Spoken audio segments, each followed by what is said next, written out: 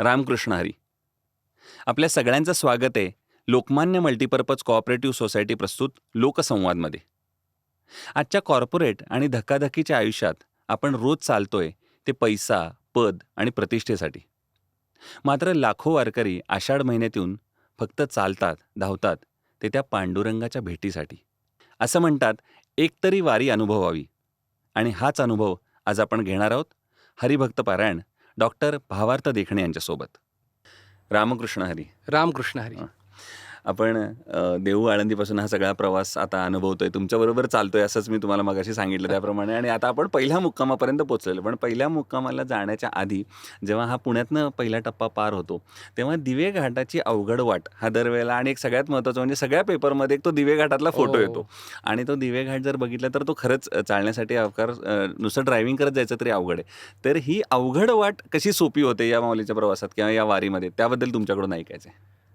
मी नेहमी सांगत असतो आणि मागच्या एपिसोडला सांगितलं की वारीमध्ये अध्यात्म जसं आहे तसं मॅनेजमेंटसुद्धा आहे. दिवे घाट जेव्हा आपण चढतो त्याच्या आधी म्हणजे सासवडच्या आधीचा मुक्काम असतो तो पुण्यात, आणि 2 दिवस पुण्यामध्ये मुक्काम असतो. याचं एक मॅनेजमेंटच्या दृष्टिकोनातून जर का विचार केला तर त्याचं उत्तर असं आहे की 2 दिवस पुण्यात का ठेवायचा मुक्काम, तर अनेक गावोगावच्या दिंड्या इथे येतात आणि पुणे हे बाजारपेठ आहे मोठी. सगळ्या दिंड्या त्यांचं वारीचं साठीचं लागणारं सामान जे आहे ते सगळं सामान हे पुण्यात भरतात. मग तुम्ही पहा की मंडई असेल किंवा मार्केट यार्ड असेल ते संपूर्ण वारकऱ्यांनी भरून जातात.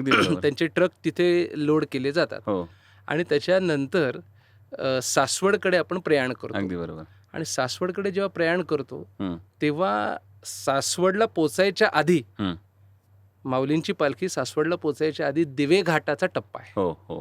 आणि जसं तुम्ही म्हणला की दिवे घाटा जसं वरती तो सगळा डोंगर आहे, तिथे अनेक छायाचित्रकार, सध्या ड्रोन्स त्या ठिकाणी भरपूर लोक तो प्रवाह कॅप्चर करण्यासाठी, तो क्षण कॅप्चर करण्यासाठी तिथे उभे असतात आणि सगळेजण त्याचा आनंद घेत असतात. त्याच्या मागं एक वेगळं आध्यात्मिक वैशिष्ट्य, एक रूपक आहे. म्हणजे साने गुरुजी म्हणायचे की बीजामध्ये जसं संपूर्ण वृक्षाचा विस्तार सामावलेला असतो तसं रूपकामध्ये खूप मोठं तत्वज्ञान असतं. आता जर का आपण पाहिलं तर जगातले सगळे प्रवाह जे आहेत ते वरून खाली वाहतात. पाण्याचा प्रवाह वरून खाली वाहतो, तेलाचा प्रवाह वरून खाली वाहतो. दिवे घाटावरती जा, जेव्हा वर्ण माणसं त्याचा फोटो घेत असतात तेव्हा लक्षात येतं की दिवे घाटामध्ये जो प्रवाह आहे कुठला, वारकऱ्यांच्या भक्तीचा, तो वरून खाली वाहत नाही तर खालून वर वाहतोय. क्या बात आहे. म्हणजे असं नाग कसा चढतो ना, तसे ते वारकरी सगळे असे चढत चढत चढत चढत चढत दिवे घाट चढतात. मग त्या ठिकाणी मला आठवतं की हा उन्नत मार्ग काय आहे, तर जगातले सगळे प्रवाह वरून खाली वाहतात, हा एकमेव प्रवाह आहे जो खालून वरती वाहतो. नाथ महाराजांचंच एक प्रमाण आहे की आज सैम्या नवल देखिले वळचणीचे पाणी आढ्या लागले, नाथाच्या घरची उलटीचं खूण पाण्याला कैशी लागली तान, आज सैम्या नवल देखिले वळचणीचे पाणी आढ्या लागले. म्हणजे वळचणही माहित नाही आता आपल्याला आणि आढाही माहित नाही. वळचण म्हणजे खाली खड्ड्यातलं पाणी जे आहे ते आढ्यावरती म्हणजे छताला लागलं, खालून वरती गेलं. कसं काय गेलं, हा कुठला मार्ग आहे, तर तमसोमा ज्योतिर्गमय मृत्योर्मा अमृतम गमय, तमापासून अंधारापासून ज्योतीकडे नेणारा मार्ग आहे, खालून वर नेणारा मार्ग आहे. मृत्यूपासून किंवा मृत्यूतत्वापासून अमरतत्वाकडे नेणारा मार्ग आहे. म्हणून नाथाच्या घरची उलटीचं खूण आहे. हा जो दिवे घाट आहे ना, तो खऱ्या अर्थाने आपल्याला एक जीवनाचा सिद्धांत देऊन जातो. इतकं सुंदर त्याचं वर्णन आहे. तुम्ही सांगितलं पुण्याचं महत्व, म्हणजे पुण्यात पालखी 2 दिवस का थांबते याचं एक वेगळं महत्व आहे, कारण इथं बाजारपेठ आहेत. पण मग सासवड आणि जेजुरीला पुन्हा जेव्हा विसावा होतो तर त्याचं काय तिथलं स्थान, महात्म्य, वैशिष्ट्य काय आहे? एक तर सासवड ही सोपानदेवांची भूमी आहे आणि ब्रह्मसोपान तो झाला असं म्हणतात. महाविष्णूचा अवतार सखा माझा ज्ञानेश्वर, तसं आदिशक्ती मुक्ताबाई आणि ब्रह्मसोपान तो झाला. म्हणजे ब्रह्मदेवांचे साक्षात अवतार म्हणजे सोपानदेव आहेत. आणि कैवल्य साम्राज्य चक्रवर्ती संतश्रेष्ठ ज्ञानेश्वर माऊलींचे ते धाकटे बंधू आहेत. तर करा नदीमधच्या काठी सोपानदेवांनी समाधी घेतली आणि माऊली पोचल्यानंतर दुसऱ्या दिवशी सोपानदेवांचं प्रस्थान असतं. त्यामुळे बंधू भेट जे आपण म्हणतो की तिथं माऊली येतात आणि ते सोपानदेवांना आज्ञा करतात आणि त्यांचं प्रस्थान होतं. पंढरपूरच्या दिशेने. त्यामुळे ते एक वैशिष्ट्य आहे त्याचं. आणि ब्रह्मा आणि विष्णूची ती भेट आहे, क्या बात आहे. कारण ब्रह्मसोपान तो झाला आणि हो. महाविष्णूचा अवतार सखा माझा ज्ञानेश्वर. हो. त्यामुळे त्यांची एक भेट आहे, ते एक वेगळं त्याचं रूपक आहे किंवा त्याचं एक अनुसंधान आहे. आणि सर्वात महत्त्वाचं म्हणजे जेव्हा सासवड सोडून जेजुरीला आपण जातो तेव्हा जेजुरी ही खंडेरायाची नगरी आहे. हो. त्या ठिकाणी संपूर्ण वारकऱ्यांचं स्वागत. आता वारकऱ्यांना बुक्का प्रिय आहे, हो. कारण प्रत्येकाच्या कपाळावरती तो बुक्का आहे.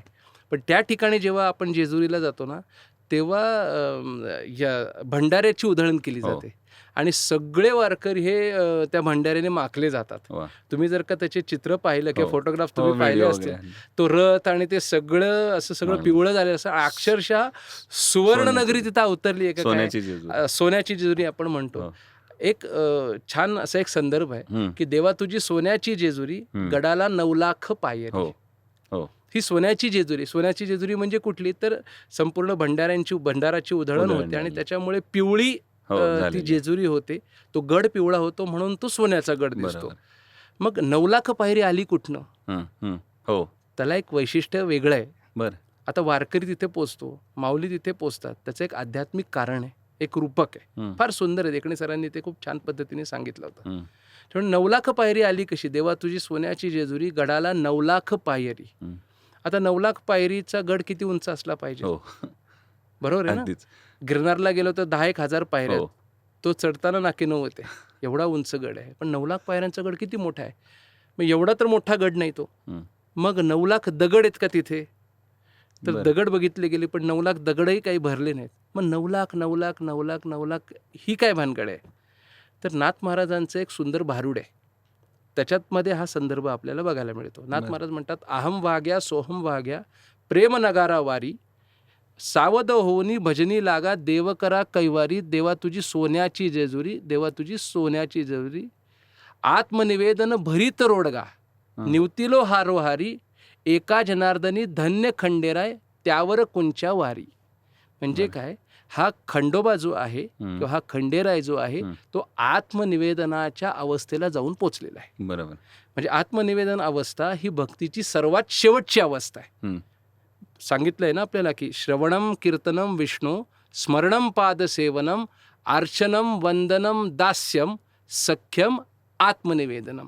म्हणजे श्रवण ही पहिली भक्ती आणि आत्मनिवेदन ही शेवटची अवस्था. मग हा जो खंडेराय, आत्मनिवेदन भरीत रोडगा, निवतेलो हारोहारी, हा आत्मनिवेदन अवस्थेला पोचलेला खंडेराय. त्याच्यापर्यंत जायचं असेल तर भागवतामध्ये नवविधा जी भक्ती सांगितली आहे त्या भक्तीच्या प्रत्येक पायरीवरती नीट लक्ष देत लक्ष देत लक्ष देत लक्ष देत जायचं. 9 पायऱ्यांवरती लक्ष देत गेलं की मग आत्मनिवेदन अवस्थेला बसलेला खंडेराय मिळतो. 9 पायऱ्यांवर लक्ष देत जाणं म्हणजेच 9 लक्ष ही संज्ञा आली आणि त्या दृष्टिकोनातून 9 लक्षचं 9 लाख पायऱ्या त्या गडाला होतात. तेव्हा आपण त्या खंडेरायाला जाऊन भेटतो. या ठिकाणी जेव्हा वारकरी तिथे जातो तेव्हा खऱ्या अर्थाने आत्मनिवेदन रूपी भगवंताला भेटण्याचा आनंद त्या वारकऱ्यांना होत असतो. ती सोन्याची जेजुरी आहे. ती सोन्याची जेजुरी. आता तुम्ही 2-3 फार महत्त्वाचे रेफरन्स सांगितले. म्हणजे दिवे घाटातला हा तर अर्थ माझ्यासाठी पण फार नवीन होता आणि अर्थात सासवड आणि जेजुरीमधला. त्यातला पुढचा आणखीन एक मला एक विचारायचं आहे की जेव्हा हे वारकरी दिवसभर चालतात, या वारीतून हा प्रवास चाललेला असतो, तो आध्यात्मिक प्रवास असतो, भजन कीर्तनात ते दंग असतात, नृत्य करत असतात वेगवेगळ्या प्रकारची. पण जेव्हा एखाद्या विसाव्याला, आपण जिथं पहिल्या भागाची शेवट केलेली आहे, विसाव्याला जेव्हा थांबतात तेव्हा कदाचित काहींचे पाय कुरकुर करत असतील, काहीतरी तक्रार करत असतील, ती तक्रार ॲटोमॅटिकली त्यांच्या मनापर्यंत पोचत असेल, डोक्यापर्यंत पोचत असेल. पण त्यांची जर स्वतःची काहीतरी तक्रार असेल अशी, तर ती आधी काहीतरी असते का? पहिली गोष्ट की काहीतरी या सगळ्या मॅनेजमेंटमध्ये काहीतरी तक्रार, कारण इतकी लाख लोक एकत्र येणार आहेत, आणि ती जर तक्रार असेल तर ती कुणापर्यंत कशी पोचवायची? बघा, माणसं आली, इथे सगळे यारे यारे लहान थोर सगळे जण आहेत इथे, आणि बरेच जण असतात. आता शेवटी मानव धर्म आहे. त्या ठिकाणी जो निष्ठावान वारकरी आहे तो तर त्याची एवढी निष्ठा आहे की माऊलीला मुक्कामाच्या ठिकाणी ठेवल्याशिवाय तोही बसत नाही, तो पाणी पित नाही, तो वॉशरूमला जात नाही. जेव्हा माऊलीला खाली ठेवलं जातं आरतीसाठी तेव्हा मग त्याचे बाकीचे सगळ्या ते पाणी पिणं किंवा जेवायला जाणं वगैरे ते तो करतो आरती झाल्यानंतर संध्याकाळी. इतकी त्याची निष्ठा आहे. हो पण आता असं असतं की जेव्हा एवढा प्रवाह त्या ठिकाणी एकत्र येतो येणार आहे. तेव्हा काही ना काहीतरी तक्रारी काही ना हो, काहीतरी येणारच. तर पुढे मागे होत राहणार. पण मी म्हटलं ना की वारकरी हा स्वयंशिस्त आहे. हो इतका स्वयंशिस्त आहे बघा, तुम्ही चालताना 4च ओळी तो हो करणार. मगाशी तुम्ही सांगितलं. 5वा माणूस जर का उभा राहिला त्याला सांगतात मागे जा. आता बरोबर. आपण जे काही केळी किंवा जे काही फळं-बिळं वाटत असतात लोक, ते पुढे जे मोकळे चालतात ते घेतात. पण जो वारीतला वारकरी आहे ना तो कधीच घेत दिंडीमधला, नाही. तो कधी घेत हो, नाही. मी कारण गेले त्याला observe. वेळच नाहीये. बरोबर. तो ज्या वेळेस निघतो ना, त्यावेळेस निघाल्यानंतर पहिला विसावा तिथपर्यंत कुठला अभंग म्हणायचे ते त्याचं ठरलेलं असतं. ते हो. त्याला अभंग कंप्लीट पूर्ण करावेच लागतात. तिथून त्याला जेवणाच्या टप्प्यापर्यंत कुठले अभंग म्हणायचे त्याचे ठरलेले आहेत. त्यामुळे ती आमची भजनी मालिका असते की हैबत बाबा ज्या क्रमाने अभंग म्हणायचे त्या क्रमाने हे म्हणतात, त्याचं रूपांतर भजनी मालिकेत झालं. वा. त्यामुळे त्याला वेळच नाही आणि तो त्या वेळ नसल्यामुळे तो इतका दंग आहे ना त्या सगळ्या गोष्टींमध्ये की तुम्ही म्हटला ना की पाय कुरकुरत असतील हो. वगैरे, तर ते मला वाटतं ऐकू की येत नाही. जोपर्यंत तो तंबूत जाऊन निजत नाही ना हो. तोपर्यंत त्याचे पाय बी काही त्याच्याशी बोलत नाहीत. बरोबर. हो, तो अगदीच. इतका रममाण झालेला असतो. बरोबर. पण असा विषय की काही गोष्टी असतात, कारण मॅनेजमेंट सुद्धा इथे तेवढाच मोठा रोल प्ले करतो. हो हो नेहमी एक गंमत आहे वारीची आणि त्याचं एक वैशिष्ट्य पण आहे. हा सगळा प्रवाह संध्याकाळी एका तळावरती जमतो. हो त्याला तळ असं म्हणतात, पालखीचा तळ. हं. साधारणपणे 15 ते 20 एकरमध्ये हा तळ असतो. बरं. मी मगाशी म्हणालो ना हो, की एक की तिथे माऊलींचा तंबू ठेवला असतो, तो घातला जातो आणि बाकीचे तंबू तिथे घातले जातात. बरोबर. हा जो तळ असतो ना, त्याच्या माऊलींच्या तंबूच्या समोर मोठं मैदान रिकामं असतं. बरं. सगळ्या दिंड्या एक एक करून गोल म्हणजे परिघामध्ये उभ्या राहतात. हो हो ते कशा राहतात तर पुढे पखवाजवादक असतो, बरं. मागं टाळकरी आणि झेंडेकरी, हं. आणि अशा सगळ्या दिंड्या गोल उभ्या राहतात. बरं. माऊलीची जेव्हा पालखी येते तेव्हा पहिल्यांदी बरोबर ती सेंटरला ठेवली जाते. म्हणजे बघा, मध्ये माऊलीची पालखी हो आणि बाकीच्या सगळ्या दिंड्या उभ्या आहेत. दिंड्या.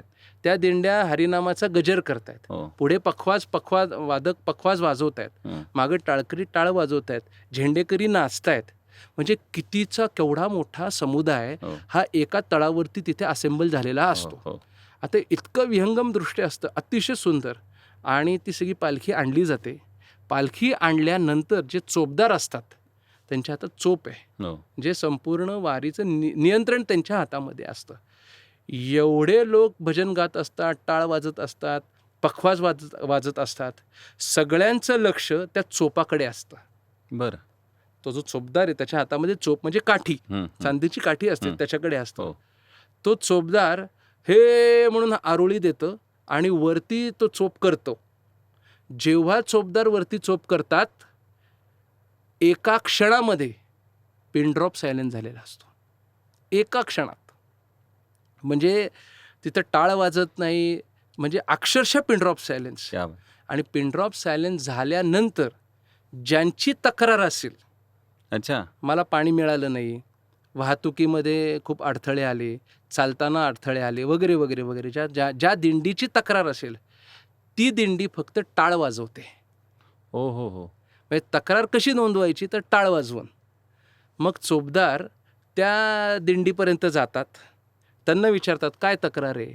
ते म्हणतात अमुक अमुक तक्रार आहे, हे झालं आहे, ते झालं आहे, ते झालं आहे, आम्हाला हे पाहिजे, ते पाहिजे, ते पाहिजे. मग ती तक्रार ऐकतात आणि ती ऐकलेली तक्रार येऊन पालखी सोहळा प्रमुख किंवा विश्वस्तांना सांगतात. आणि त्या तक्रारीचं जे आपण फॉलोअप म्हणतो ते करण्यासाठी आरती झाल्यानंतर विश्वस्त तिथल्या प्रशासनाला त्यांच्या तंबूमध्ये डिस्कशनसाठी बोलवतात किंवा चर्चेसाठी बोलवतात. म्हणजे तक्रार करायची कशी, मला हे मिळालं नाही, मला ते मिळालं नाही, असं नाही करत, आरडाओरडा नाही करत. तिथे कसलाच केओस नसतो.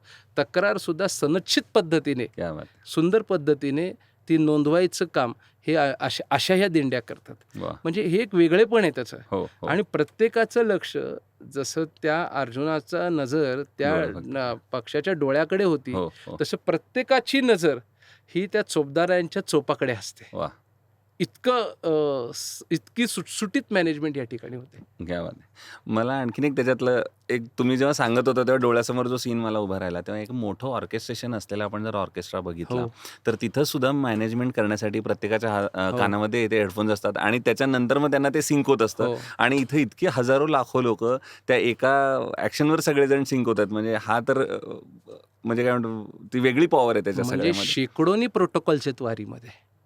बरं. इतकं काय तर कुठल्या वाक्याला म्हणजे चोपदार जेव्हा ते सगळं शांत होतं, पिन ड्रॉप सायलेन्स, तेव्हा हरवलेल्या जिन्सा कुठल्या आहेत अच्छा. त्या वाचून दाखवतं. हो हो हो. सापडलेल्या जिन्सा कुठल्या आहेत त्या वाचून दाखवतं आणि सांगतं की ओळख पटवून घेऊन जा. हो. एवढंच काय, पण कुठल्या वाक्याला विश्वस्तांनी खाली बसायचंय, कुठल्या वाक्याला 16 प्रमुख उभा थांबायचंय, हे सुद्धा सगळं ठरलेलं आहे. म्हणजे त्याच्यासाठी एकमेकांकडे बघावं लागत नाही. ते इतकं अंतरंगामध्ये मुरलं आहे. वा. आणि हे जर का कळलं नाही तर ते म्हणतात की काय महाराज तुम्हाला कळलं नाही का, तुम्हाला हे माहिती पाहिजे. म्हणजे तुम्हाला त्याच्यासाठी तयारच व्हावं लागतं. तयारच व्हावं लागतं. आणि लक्षात घ्या, एवढे वर्ष ही वारी चालू आहे, हे सगळं जी शिस्त आहे ना, ही शिस्त स्वयंशिस्त मी परत परत का सांगतोय, कारण हे त्यांनी आत्मसात केलेलं आहे. ह्याला शिकवावं लागत नाही. म्हणजे त्याच्या आजोबांनी केलं ते वडिलांनी केलं, वडिलांनी केलं ते मुलांनी केलं, मुलांनी केलं ते त्याचा करणारे पिढ्यानपिढ्या. म्हणजे तुम्हाला सांगतो, आरती झाल्यानंतर रात्री मानाची कीर्तनं असतात. बरं. कीर्तनं झाल्यानंतर ते फडकरी ज्यांची मान आहे त्या दिवशी कीर्तनाचा, ते फडकरी तंबूमध्ये म्हणजे संस्थांच्या तंबूमध्ये येऊन, कार्यालयाच्या तंबूमध्ये येऊन त्यांची हजेरी नोंद करून जातात. बरं. की मी कीर्तन केलं. वा. म्हणजे असं नाही की आला गेला, असं नाही, की मी कीर्तन केलं, माझा हरिजागर होता, हरिजागर मी केला, त्याची सही. म्हणजे इतकं सगळं व्यवस्थित पद्धतीने ते पार पडतं. आणि किती पाऊस असू द्या, किती चिखल असू द्या, ज्यांचं कीर्तन आहे ना त्यांचं कीर्तन काहीही झालं तरी होणार. पावसामध्ये ते प्लास्टिकचे रॅपर्स लावून पखवाज वाजवतात, पण कीर्तन होतं. श्रोते चिखलामध्ये बसतात, पण कीर्तन ऐकल्याशिवाय जेवत नाहीत. बरोबर. म्हणजे ते एकीकडे तुम्ही म्हटलात तसं मागं आपण बोललो मगाशी, की एकीकडे भक्ती आहे, अगदी अतूट भक्ती आहे, आणि दुसरीकडे परंपरेच्या विषयीची नितांत श्रद्धा आहे. श्रद्धा पाहिजे. लक्षात घ्या, कुठल्याही गोष्टीकडे श्रद्धा. आणि श्रद्धा कशाने निर्माण होते, ज्या दिवशी किंवा ज्या क्षणाला आपलं विश्वास त्या ठिकाणी बसतो तेव्हा श्रद्धा निर्माण होणार आहे ना. विश्वास नसेल तर श्रद्धा निर्माण होणार नाही. त्या दृष्टिकोनातून परंपरेवरती प्रचंड विश्वास आणि श्रद्धा या लोकांची आहे, म्हणून हे सगळं चाललंय. वा. तुम्ही आता सांगितलं ते एक वाक्य बोलताना म्हणलं की त्या वारकऱ्याला वेळच नसतो हे सगळं करायला एकीकडं. दुसरीकडं ज्यांना आयुष्यातच वेळ नाही आहे अशी तक्रार करणारी लोक जेव्हा जो काही त्यांच्याकडे अवेलेबल वेळ आहे तो काढून या वारीमध्ये येतात. मग ती IT वारी असो किंवा मग अशी तुम्ही डिजिटल वारीच्या माध्यमातून येतात. आता मोबाईल रील्स किंवा फोटोकडं मला विशेषतः यायचे, कारण बऱ्याचदा आपण देवळामध्ये बघतो की तिथं लिहिलेलं सक्त मनाई तुम्हाला, आणि वर्सेस वारीमध्ये तर इतके हजारो लाखोनी फोटो रील्स वगैरे चालू असतात. ही सगळी तरुण मंडळी, जेन झी मंडळी जेव्हा या सगळ्या मागच्या पिढीबरोबर एकत्र येत असतात, ह्या सगळ्या सोहळ्याकडे तुम्ही कसं बघता? खरं सांगू का, की टेक्नॉलॉजी तुम्ही कशी वापराल, म्हणजे तसं म्हणलं तर कल्पतरू तळवटी जो कोणी बैसला, टेक्नॉलॉजी ही कल्पतरू आहे. म्हणजे कल्पतरू हे एक झाड आहे, तुम्हाला म्हणजे ते असं झाड आहे, काल्पनिक झाड आहे, की त्याच्या खाली जर का आपण बसलो तर काय तुम्ही मागाल ते तुम्हाला ते देत असतं. म्हणजे एक माणूस बसला खाली आणि तो म्हणला की दुपारची वेळ मला खूप भूक लागली आहे, काही खायला मिळालं तर बरं होईल, आणि समोर पंचपक्वान्नांचं ताट आलं, रूपक समजून घ्या. त्यानंतर म्हणला की मला जरा इतकं जेवलोय आता, थोडंसं विश्रांती घ्यायची इच्छा झाली आहे, जरा झोपायला काय मिळालं तर बरं होईल. आणि मौसूद गादी तिथे आली आणि तो त्या गादीवरती पहुडला.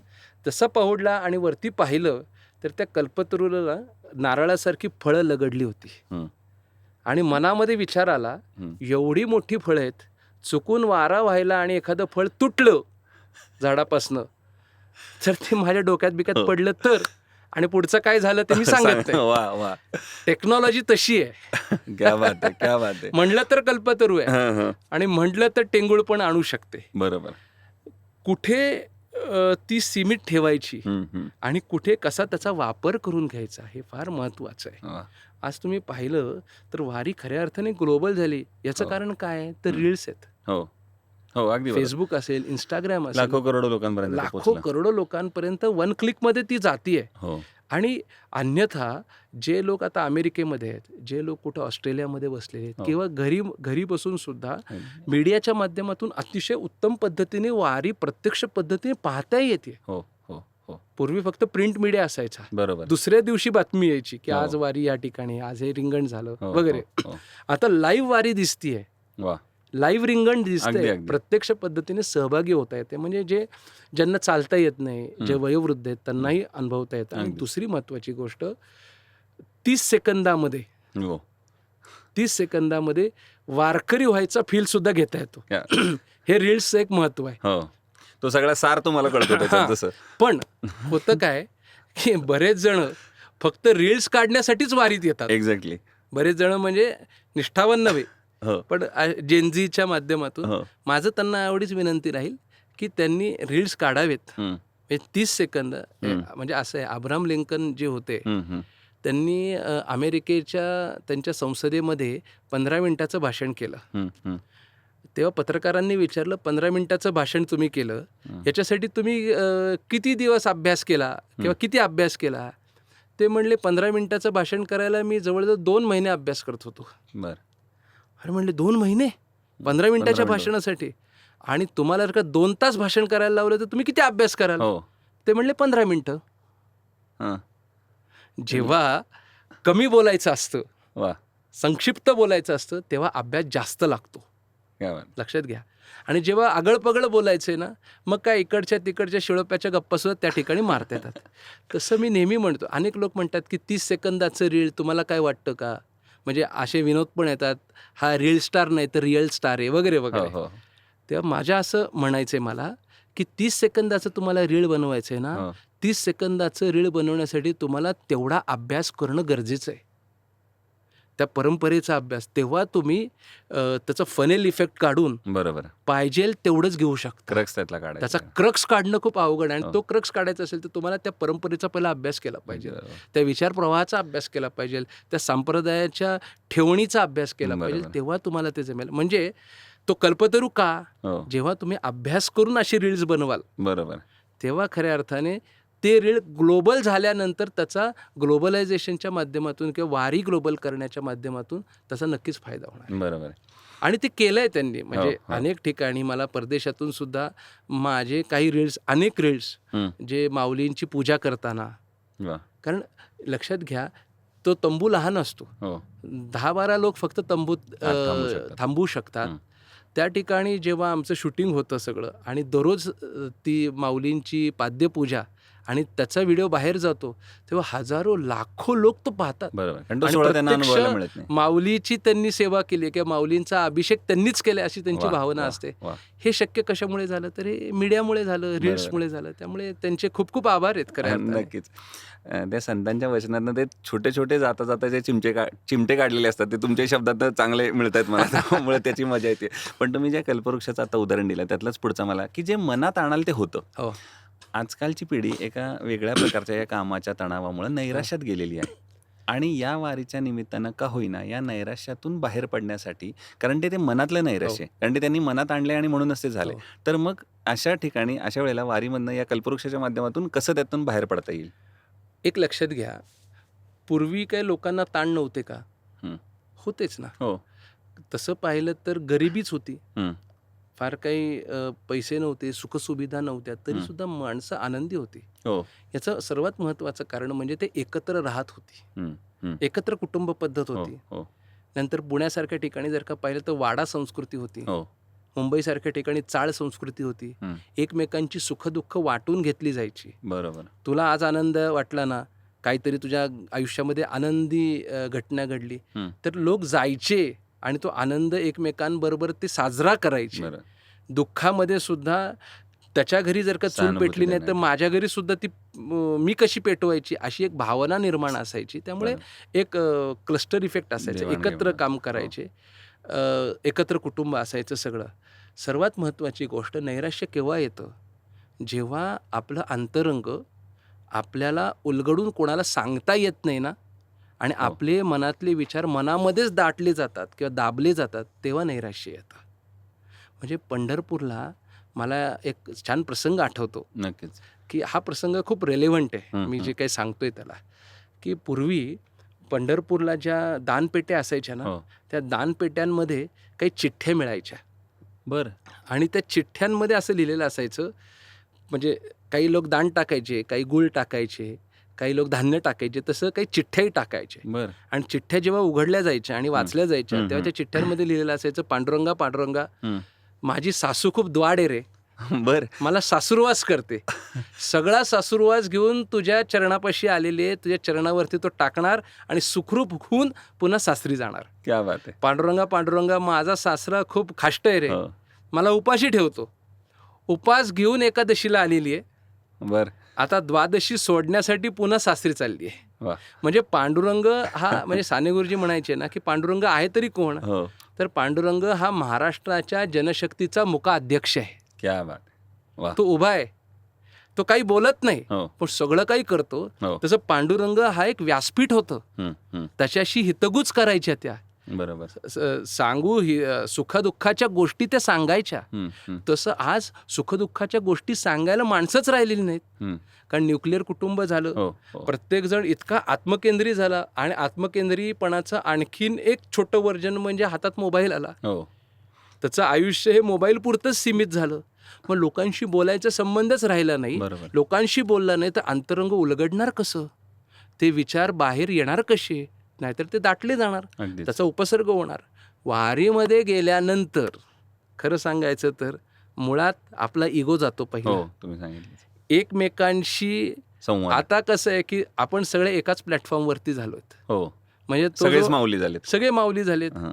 तो शिपायाशी CEO बोलणार नाही, हो. बरोबर आहे ना. मॅनेजर साईट इंजिनियरशी बोलणार नाही. हो. पण इथे तसंच नाहीये.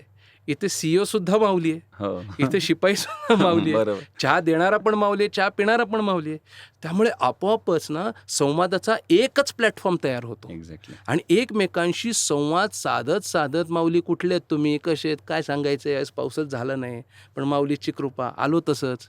अरे हो का, मलाही सुट्टी मिळाली, मी ऑस्ट्रेलियामध्ये कुठेतरी असतो, पण वा. माऊलीच्या कृपेने मला सुट्टी मिळाली. वा वा वा, ही खरंच कृपा आहे. म्हणजे निदान एक वाक्यता येण्यासाठी का होईना तो संवाद होतो, आणि वाढत जातो. प्लॅटफॉर्म एकच मिळतो. हो, हो. आणि हा संवाद झाल्यामुळे आपोआपच ती निराशा जाते, नैराश्य जातं. अच्छा. म्हणजे थोडी जरी आपल्याकडे प्रतिकूलता आली, AC जर का 1 तास बंद असेल तर आपण बेचैन व्हायला लागतो.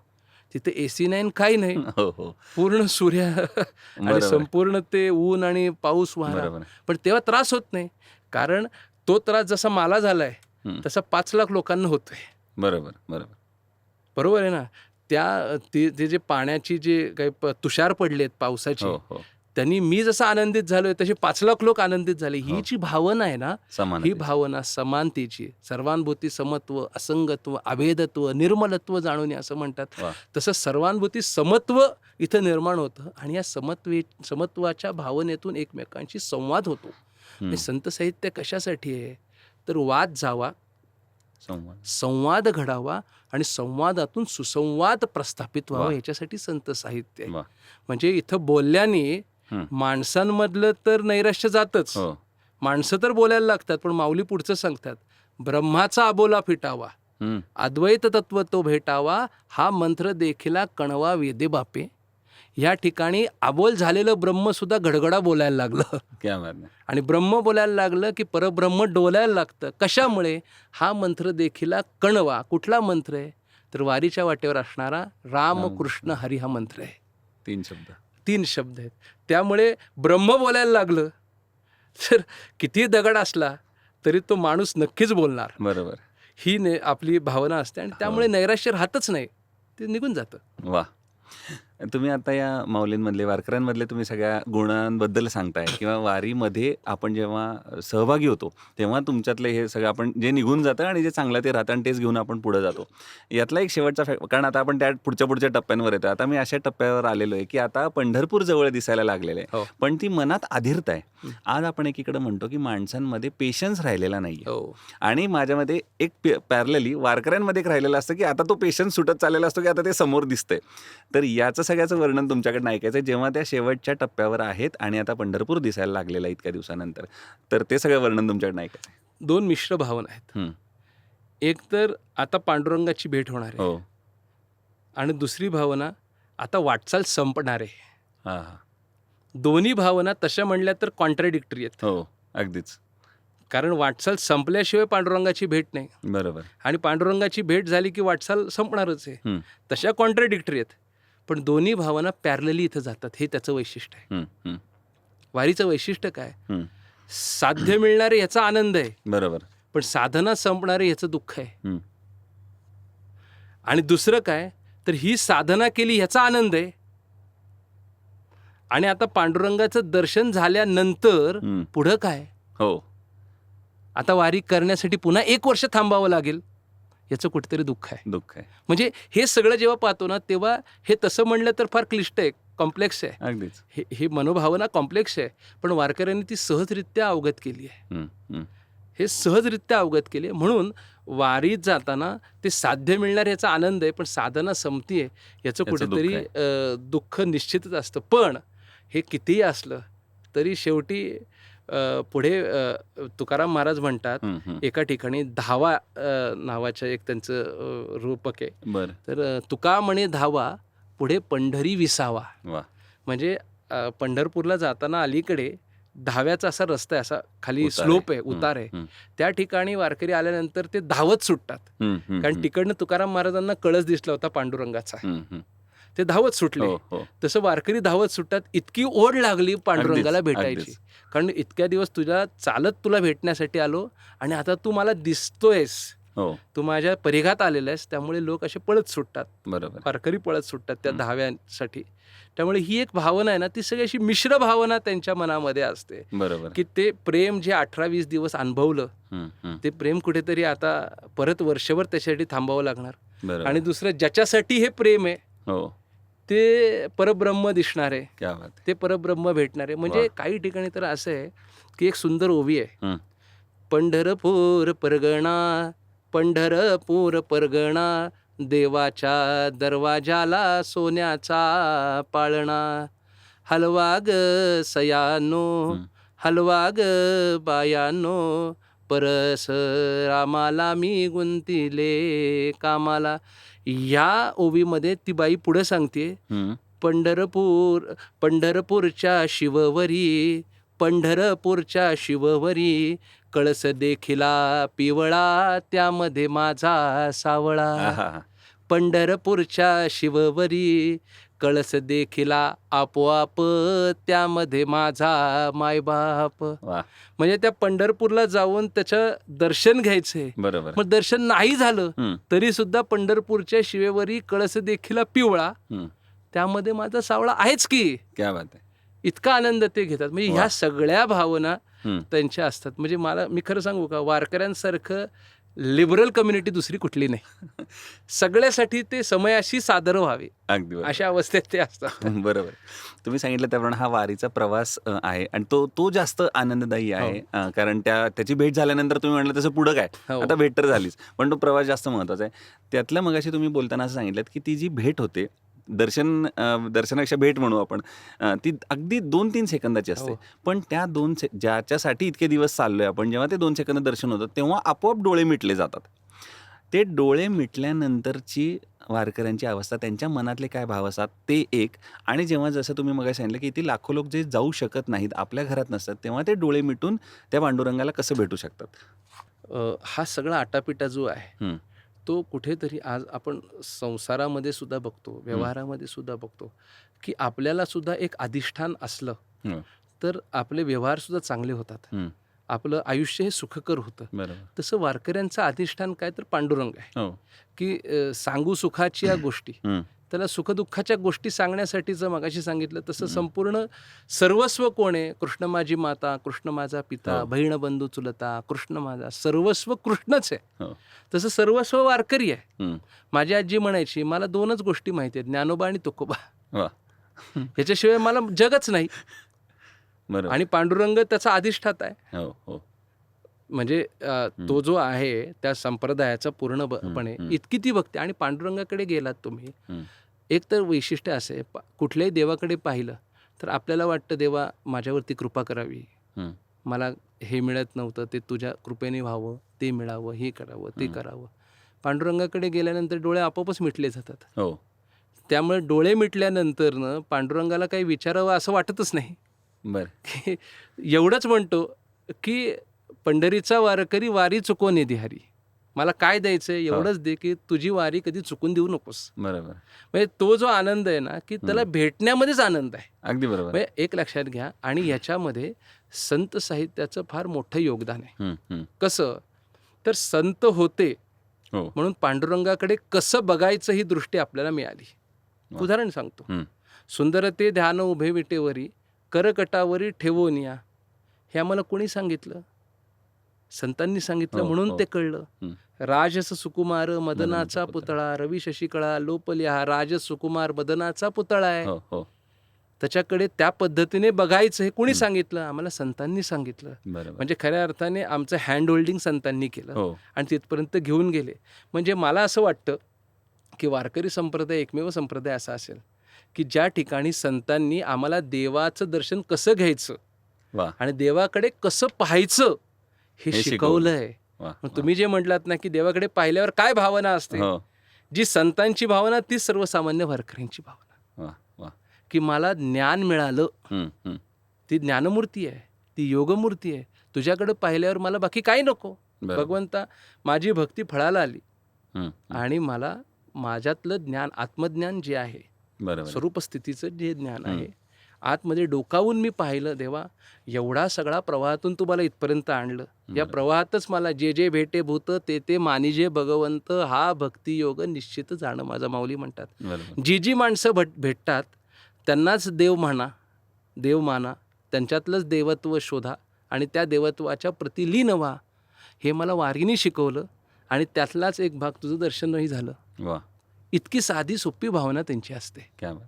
मला काही नको तुला. हो. म्हणजे निळोबारायांकडे देव आले भेटायला. हं. हं. तेव्हा निळोबाराय म्हणले, येथ तुझं लागी बोलाविले कोणी, हो. प्रार्थिल्या वासूनी आला शिखा. तुला बोलवलंच नव्हतं कोणी, तुझी प्रार्थना केली नाही, याचना केली नाही, तू आलास का? बरोबर. म्हणजे असं म्हणतात, भाऊ अवघड असे संत भेटी म्हणून जगजेठी करुणा केली, तर उलटी खूण आहे. हं. हं. की पांडुरंग भेटणं सोपं आहे पण संतांचं दर्शन होणं अवघड आहे. तसे हे वारकरी आहेत बरोबर. की अशी त्यांची मिश्र भावना असते. म्हणजे आनंद तर आहेच आहे. हो हो. अगदी. ती आनंदाची परिसीमा आहे परिसीमा. पांडुरंगाचं हो, दर्शन हो. होणं. म्हणजे काय त्या मूर्तीमध्ये आहे. आणि याचं कारण असं आहे, ती मूर्ती ज्ञानोबांना आवडली हो, हो हो. तुकोबांना आवडली आहे, नाथ महाराजांना आवडली आहे. ती आम्हाला तुम्हाला का आवडणार नाही? हो. ती आम्हाला तुम्हाला का प्रिय वाटणार नाही, जवळची वाटणार नाही, आपुलकीची वाटणार नाही? त्यामुळे ह्या दर्शनामध्ये एक वेगळी गंमत आहे. बरोबर आहे. सावळे सुंदर ते रूपमनोहर ते म्हणजे तुम्ही हो. म्हणाला तसं ते काय म्हणतो सौंदर्याच्या पलीकडचं आहे ते सगळं. हां, म्हणजे सौंदर्याची जर का व्याख्या पाहिली हो हो तर कदाचित त्या व्याख्येमध्ये ते माहीत नाही, हो. पण त्याच्याही पलीकडचं ते सौंदर्य आहे. एक्झॅक्टली. म्हणजे आपण बघताना मी जर का चष्मा काढला ना हां. तर मला तिथपर्यंतच तुमच्यापर्यंतच दिसेल. दिसेल. मग मी असं त्याच्या म्हणणार का पलीकडचं. मागचं दिसत नाहीये म्हणजे मागे जगच नाही, वा. ही भिंतच नाही, मला फक्त माईक दिसतोय म्हणजे जग म्हणजे फक्त माईक आहे? नाही. मी जेव्हा हे चष्मा घालतो तेव्हा माझ्या लक्षात येतं की अरे आपल्या मनामध्ये जे आपण म्हणत होतो ना वा. वा. की इथपर्यंतच आहे सगळं, हं, हं, हं. याच्या पलीकडे काही नाही, कारण तुला दिसत नव्हतं. बरोबर. तू चष्मा घातल्यावर दिसायला लागलं. क्या तसं बात आहे. संतांनी देवाकडे आणि त्या तत्वाकडे पाहण्यासाठी त्यांनी सात्विकतेचा आणि ज्ञानाचा चष्मा आम्हाला दिला आहे. तो खरंय. चष्मा घालून तर पहा. हं, हं. आणि चष्मा घालायचा असेल हं. तर वारीला जावं लागेल. वा क्या बात आहे. आणि आता अगदी शेवटचा प्रश्न ते म्हणजे तुम्ही आता सगळं सांगितलं त्याप्रमाणे इतक्या दिवसांचा हा प्रवास आहे तो एक क्षण अनुभवण्यासाठी ते 2 सेकंद दर्शन घेण्यासाठी सगळं आहे. तिथं सुद्धा गेल्यावर डोळे आपोआप मिटतात. चंद्रभागेतलं स्नान आहे त्या ओंजळीमध्ये जर ते पाणी आपल्या हातात थांबत नाही ते निसटून जातं. त्यामुळे जितकं घेऊ शकलो त्याप्रमाणे जसं तुम्ही सांगताय त्यातलं पण मी जेवढं घेऊ शकलो त्याप्रमाणे घेतो. पण या सगळ्या वारीच्या दरम्यानच्या या प्रवासामध्ये आपण काय घेऊन ओंजळीत ठेवायचंय जे आपल्याला पुढचं 1 वर्ष टिकवायचंय, जे सांडू द्यायचं नाहीये? अगदी खूप छान प्रश्न आहे हा. हं, कारण खरं सांगू का, काय घ्यायचंय हं, आपल्याला भगवंताच्या पर्यंत जाण्यासाठी? हं, मी मगाशी म्हणालो हं. की भक्ती हवी, हो, श्रद्धा हवी, निष्ठा हवी, त्याच्यामध्ये मॅनेजमेंट आहे, हो. त्याच्यामध्ये अनेक कंगोर आहेत त्याचे. हं, हं. खरं सांगू का, आपली भावना त्या पद्धतीची झाली पाहिजे, तेव्हा तो भगवंत तुम्हाला कळेल. मग कुठल्या पद्धतीची झाली पाहिजे? बरोबर. त्या पद्धतीची म्हणजे कुठल्या पद्धतीची? तर एक छान रूपक आहे, वा. ओवीमध्येच सांगतो हां, की एक हे ठिकाणी देखणे सरांनी एक प्रसंग लिहिला होता पेपरामध्ये. माझ्या अंदाजे महाराष्ट्र टाइम्समध्ये पालखी सदर बरं. लिहायचे त्याच्यामध्ये. त्यांनी लिहिलं होतं की पंढरपूरच्या चंद्रभागेला बुक्क्याचा वास का आला? अच्छा. प्रसंग खूप गोड आहे. हं, बुक्क्याचा वास आला. काही जण म्हणले त्यात काय अवघड आहे? हं. चंद्रभागा ही पंढरपूरची नदी आहे. हो. हाराची, फुलाची, बुक्क्याची दुकानं लागलेली असतात. बरं. एक गाय हुंदडत आली, तिने शिंग मारलं, सारा बुक्का त्या पाण्यामध्ये लवांडला आणि तो पाण्याला बुक्का बुक्क्याचा. पाण्यामध्ये सांडल्यामुळे पाण्याला बुक्क्याचा वास आला. हाय काय? नाही काय? दुसरा म्हणला, राव तसं नाही झालं. हं, हे पाण्याचा लोंढा आला, सारा बुक्का पाण्यामध्ये घेऊन गेला हं, आणि पाण्याला बुक्क्याचा वास आला. हं, हाय काय? नाही काय? हं.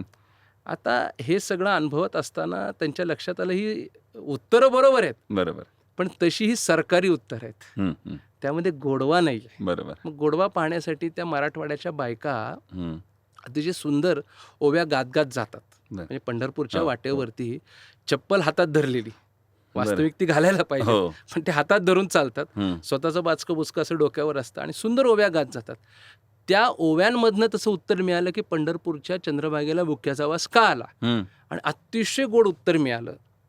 काय उत्तर होतं? हां.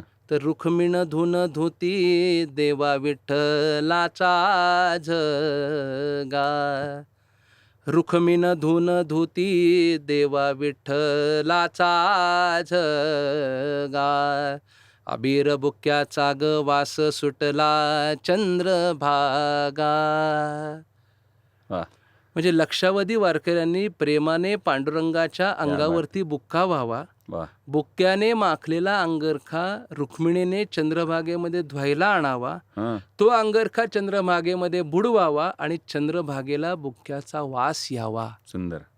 म्हणजे साहित्यामध्ये ज्ञानदर्शन आहे, साहित्यामध्ये विज्ञानदर्शन आहे, पण ज्ञानदर्शन आणि विज्ञानदर्शन याच्या माथ्यावरती पाय देऊन जे उभं आहे ना, ते भावदर्शन आहे.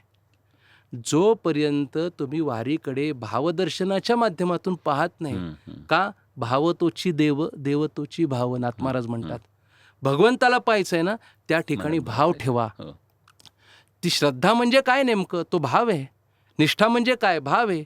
विश्वास ठेवणं म्हणजे काय? भाव आहे. म्हणजे विनोबाजी म्हणायचे, एक कागदाचा तुकडा जर का तोडला किंवा कापला आणि तो जर का पेटवला, हं. तर थेंबर पाणीसुद्धा गरम होणार नाही. हो. पण त्या कागदाच्या तुकड्यावरती जर का सरकारी मोहर उमटवली आणि 500 असं लिहिलं, तर जगातली सगळी सुखं आपण त्या कागदाच्या तुकड्याने विकत घेऊ शकतो. वाह! ही मोहर कशाची आहे? वरती विठोबाची निशाणी, दासी नामयाची जनी वरती विठोबाची निशाणी. ही विठोबाची निशाणी कशाची आहे? तर ती भावाची निशाणी, असं माझं मत आहे. जोपर्यंत तो भाव आपल्यामध्ये अंतरंगामध्ये शिल्लक आहे ना, तोपर्यंत आपल्या ओंजळीमध्ये चंद्रभागेचं पाणी तसंच असणार आहे. क्या बात! ज्या दिवशी तो भाव निघेल ना वाह, वाह, आपल्या अंतरंगातून वाह. बाहेर, त्या दिवशी ते पाणी सटकलेलं असेल. हं, हं. म्हणून बाकी सगळं विसरून जा. सगळं करायचं आहे. सर्वात महत्त्वाचं काय? तर त्या ठिकाणी शुद्ध भाव ठेवायचा आहे. भाव असल्याशिवाय हे घडणं शक्य नाही. बरोबर आहे. मनी नाही भाव म्हणे देवा मला पाव. हो, त्यामुळे तो भाव असावाच लागेल. क्या बात आहे. म्हणजे भावेविण भक्ती, भक्तीविण मुक्ती, बळेविण शक्ती बोलू नये. हं. सर्वात महत्त्वाचा भावच आहे. भावच त्यामुळे ओंजळीत पाणी जर का ठेवायचं असेल, तर त्या ठिकाणी ती भावाचीच भाव. ओंजळ पाहिजे. क्या बात आहे. वाह! पुन्हा एकदा खरंच तुमच्या मनापासून आभार. एक तरी वारी अनुभव आहे असं जसं म्हटलेलं आहे, तर तसं तुमच्याबरोबर ह्या सगळा प्रवास करताना भले या पॉडकास्टच्या माध्यमातून, गप्पांच्या माध्यमातून आहे, पण त्यातला प्रत्येक क्षण दिसत होता, त्यातला प्रत्येक वारकरी दिसत होता आणि सगळ्यात महत्त्वाचं ती सर्वांग सुंदर मूर्ती पुन्हा एकदा तुमच्यामुळं पुन्हा दिसली, इथल्या इथं अनुभवता आली. त्यामुळे पुन्हा एकदा या सगळ्याच्या माध्यमातून मला पण सांगावं असं वाटेल, की एकदा तरी किमान ती वारी अनुभवली पाहिजे आणि यावर्षी ती मी पुन्हा एकदा नक्की अनुभवीन. भले ते रील्सच्या फोटोच्या माध्यमातून असेल, पण ती स्वतः अनुभवीन. पुन्हा एकदा तुमचे मनापासून आभार की तुम्ही आलात आणि इतकं सुंदर त्या सगळ्याचं वर्णन आणि सगळ्यात महत्त्वाचं म्हणजे ते जे चिमटे होते छोटे-छोटे ते मात्र कायम लक्षात राहील, कारण ते आयुष्यासाठी फार महत्त्वाचं आहे. आणि सगळ्यात महत्त्वाचा जो क्रक्स होता तो म्हणजे भाव. जो तुमचा असल्याशिवाय, ती श्रद्धा असल्याशिवाय काही होणार नाही. पुन्हा एकदा मनापासून तुमचे आभार. धन्यवाद. रामकृष्ण हरी. रामकृष्ण हरी. अशाच माहितीपूर्ण आणि रंजक मालिकांसाठी लोकमान्य सोसायटीच्या लोकसंवाद या यूट्यूब चॅनलला लाईक करा, शेअर करा आणि सबस्क्राईब करा.